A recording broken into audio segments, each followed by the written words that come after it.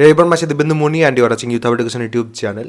মাকাউটের odd সেমিস্টারের result publish হয়েছে। আশা করছি তোমরা প্রত্যেকে কিন্তু তোমাদের যে রেজাল্ট সেটা দেখে নিয়েছো।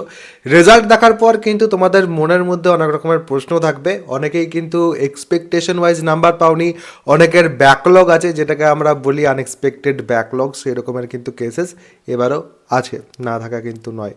এবার তার সাথে সাথে কি হয়েছে, অনেকেই ভাবছে যে দাদা রিভিউ করব নাকি রিভিউ করব না।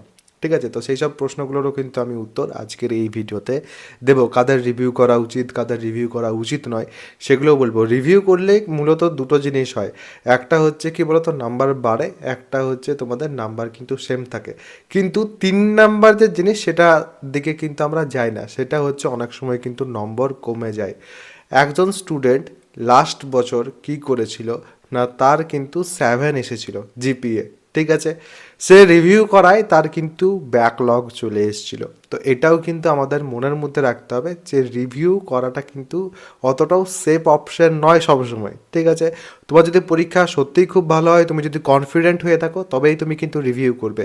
যাদের ব্যাকলগ এসছে অবশ্যই কিন্তু তোমরা রিভিউ করাতে পারো, এবং সেই ক্ষেত্রে অনেক সময় কি হয় না, যদি তুমি কনফিডেন্ট থাকো, তোমার যদি পরীক্ষা ভালো যেয়ে থাকে, সেক্ষেত্রে কিন্তু তোমার ব্যাকলগ যেটা সেটা কিন্তু চলে যায়। ইভেন আমরা অনেক সময় দেখেছি 8-9 জিপিএ অবধি চলে আসছে। যে সাবজেক্টে ব্যাকলগ এসেছিলো সেই সাবজেক্টে 8-9 জিপিএ অবধিও কিন্তু চলে আসছে রিভিউ করার পর। তো এটাও কিন্তু হতে আমরা দেখেছি। আবার একটু আগে যে এক্সাম্পলটা দিলাম যে 6-7 ছিল, তারপর কিন্তু ব্যাকলগও চলে এসছে, সেরকম আমরা দেখেছি।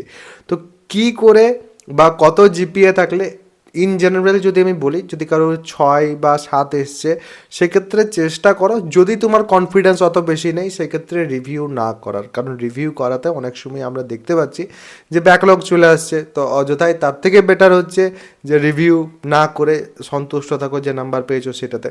এবারে যাদের ব্যাকলগ এসছে তাদের তো রিভিউ করতেই হবে অবশ্যই, তারা কিন্তু অবশ্যই রিভিউ করবে, এবং সেটা যদি করো তাহলে সেক্ষেত্রে অবশ্যই কিন্তু ভালো হবে তোমাদের। দাদা কত সিজিপিএ বা কত এসজিপিএ ভালো হয় তোমাদের, যেহেতু সেমিস্টার গ্রেড পয়েন্ট, তো এসজিপিএ এরই কথা বলবো এখন আপাতত।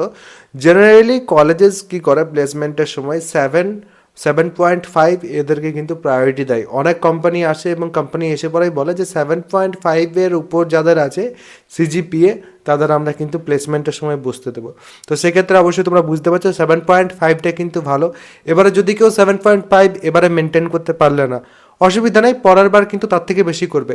কিন্তু 6.5 থেকে যেন বেশি থাকে, কারণ থ্রু আউট অল সেমিস্টার 6.5 থেকে যদি বেশি থাকে তবে কিন্তু অনেক কোম্পানি বুঝতে দেয়, আদারওয়াইজ কিন্তু অনেক কোম্পানি বুঝতে দেয় না। এবং বিভিন্ন জায়গায় কিন্তু 6.5 আপটা লাগে।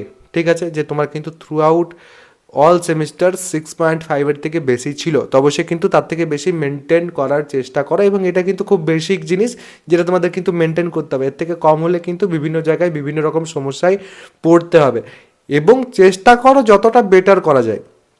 যদি তোমার সিজিপিএ 8 থাকে তাহলে সেক্ষেত্রে তোমার নিজের সুবিধা হবে, আমার বা অন্য কারোর কিন্তু সুবিধা হবে না, সেটাতে নিজেরই কিন্তু সুবিধা হবে। তুমি যতটা বেটার রাখতে পারবে, কারো যদি 8.5 থাকে, কারো যদি 9 বা তার থেকেও যদি বেশি থাকে, সেটাতে তার নিজের সুবিধা, সেটাতে অন্য কারোর কিন্তু সুবিধা নেই। তো অবশ্যই যখন তোমার সুবিধা, তখন কিন্তু সেটাকে তোমাকেই ঠিক রাখতে হবে, এবং অবশ্যই কিন্তু সেটা ঠিক রাখা পসিবল যদি একটু ভালো করে পড়াশোনা করো, যদি একটু ভালো করে পরীক্ষা দাও সেই ক্ষেত্রে। এবং এই ব্যাকলগ এটসেট্রার নিয়ে যে প্রশ্নগুলো থাকে জেনারেলি, সেগুলোর উত্তর আমি আশা করছি একটু দিতে পেরেছি।